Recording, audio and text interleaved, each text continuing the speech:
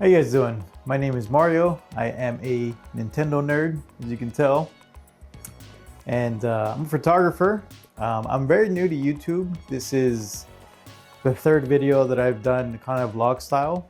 I've been doing YouTube for mostly automotive work, but I don't show my face. I haven't showed my face in the videos that I've made. It's mainly just, getting down to doing the work. Which I made some videos, in the last 4 years, especially during COVID when I had extra time on my hands. I picked up a couple projects to work on. But meanwhile, I've been doing photography in the background. I just didn't post any of that, or at least through YouTube. So I'm gonna be talking about my photo journey so far and showing some of the gear that I started with. So yeah, I'll get to it now. So photography and how I got started. This is my very first photo camera that I bought back in, I want to say about 2015, 2016, I don't remember. I got this thing for pretty cheap on Craigslist. It was used. Doesn't really work anymore. I just get a black screen and the buttons are pretty twitchy. Just again, doesn't really work. I've kept it just because, I'm very sentimental like that of how I got started. So this is my very first photo camera, and I learned how to do composition here. I was running around on auto and just kind of learning, I guess developing an eye for photography. So I used this for a while. Some of my, first photos I got from here, I'll be showing them here. And I used this mainly when I was in Japan and did a bit of traveling to Korea.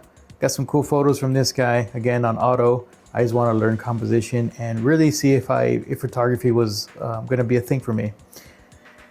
But my very, very first camera was this guy here. It's a video camera, JVC Vario, that I bought back in 2009 for my very first trip to Japan.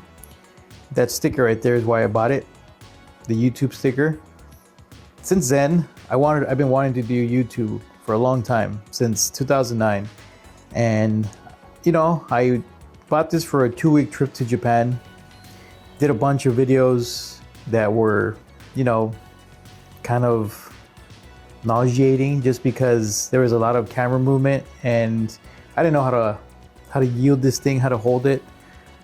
And, yeah, they weren't very good videos, to be honest. But the passion was there. But I didn't do anything with it until now. Many years later. So I still have this thing. It still works, kind of. It powers on. As you can see, but it's black screen. Which is unfortunate because I was hoping to bring this to Japan. I'm gonna be heading back to Japan later this year, and I was hoping to, relive some old memories, but most likely not gonna happen with this guy. It works only if I turn it. It's hard to do with one hand. This other way, I guess. Okay, this way. Then the screen actually displays, so you could record it. But yeah. Which is too bad because I really wanted to bring this one with me.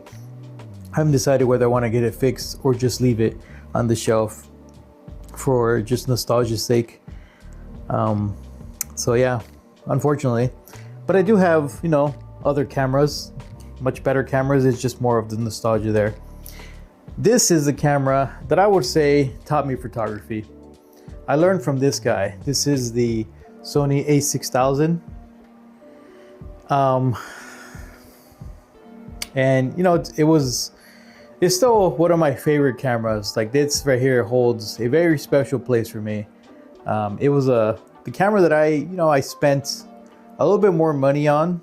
Like I still have the original tripod that I use. It's a plastic tripod that I bought on Amazon way back in, I don't know, about 2017 or so. And it came with this kit lens. The 16, what is this guy? 16 to 50. Nothing fancy, just the little pancake lens.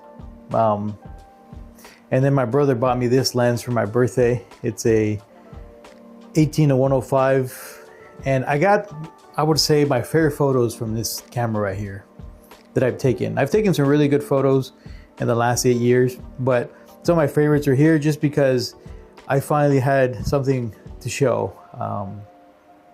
You know, I'm pretty proud of what I was able to do with this. I remember going to a photo meetup back when I was first learning. Like, I wanted to meet other photographers and get some ideas. You know, they were the ones that told me about Lightroom. I had no idea what Lightroom was. And I remember showing up with this little setup, my little camera bag right here. It came with the kit, this lens, little pancake lens, and the camera body. And I felt pretty deflated when I saw their camera gear. They had some, you know, gear that costs, their tripod probably cost more than all my gear put together. And yeah, I just didn't have the right lens for the range that I needed. Out here in Oregon, we went to the Women's Forum. Here's a photo of what that morning sunrise shoot was. It was a great shoot. It was the first time that I felt like, you know, maybe I can do this. I just felt like I was nowhere near where they were at. These guys were professional. There was about 4 photographers with really nice camera gear, and, you know, talking about technical stuff that I had no idea. But I had the passion and I wanted to learn, and, you know, they gave me some really good advice as far as like what to do for photography. And I learned through trial and error, watching YouTube videos, and just going out and doing it and learning that way. And, you know, now I have some pretty nice gear that I've accumulated in the last, you know, few years. And I take photography a bit more serious. I've actually gotten to a point where I have made money from photography in general. So it's been really nice and pretty rewarding. So this is where I'm at now. This is A7R5, and I use the 35mm 1.4 G Master a lot.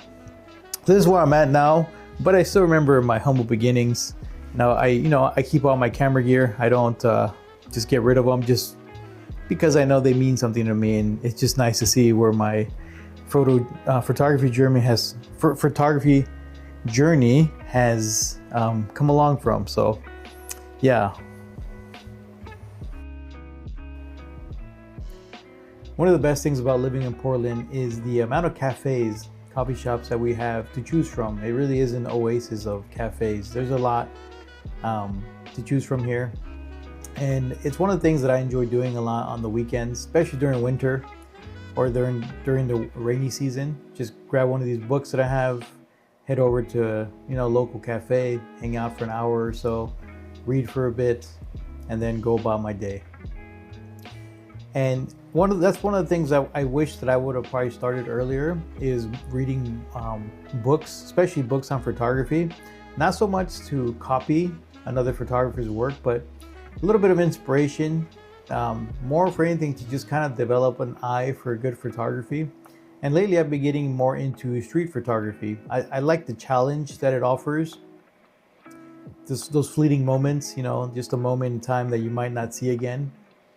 Someone looking through a window, or reflections, shadows and lighting. So I've been enjoying that a lot. I think that's the newest challenge that I'm working on. And like most other photographers, I started with landscape just because landscape is a little bit easier. It's a mountain, it's a waterfall, it's a hike, and you can go back the next day if you don't get a good shot today, and then next weekend, and, you know, different seasons. So it's a little bit easier. It's still enjoyable. It's still something I do every now and then. I've done portrait photography as well. That one I did some workshops, and it's more challenging because you're working with people, and, you know, people can be challenging. It's also fun though. And automotive, I do that probably the most just because I have made money from my automotive photography journey. I do enjoy it.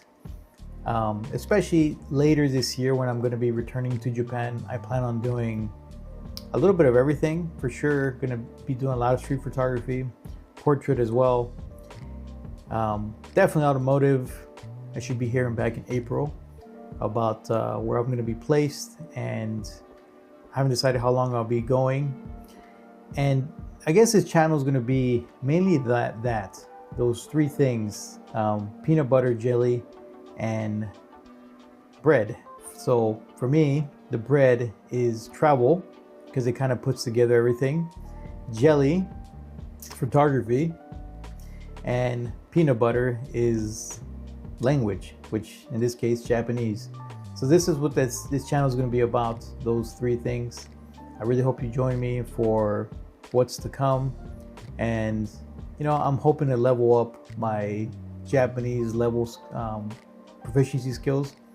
So I plan on taking the JLPT N2 and 1 at some point, hopefully, after a year or so. I'm already conversational, so I'm hoping to be fluent. And I'm going to be doing a lot of travel, hopefully all over Japan. And I'm going to be developing mainly my video skills, something that I'm fairly new to. I'm pretty comfortable with photography just because I've been doing it for a while, but video, not so much, especially vlogging. Still feel a little awkward. So I'm hoping to get better on those fronts. Again, travel. I'm going to be exploring all of Japan, hopefully, photography and language. So I'll be sharing a lot of photography, especially street photography, doing a lot of POV, and doing some street photography, some street portraits as such. So I hope you join me, and hopefully as time goes by, I feel a little bit less awkward in front of a camera. I feel comfortable behind the camera, but not in front yet. So hopefully that's something that time will help me improve on.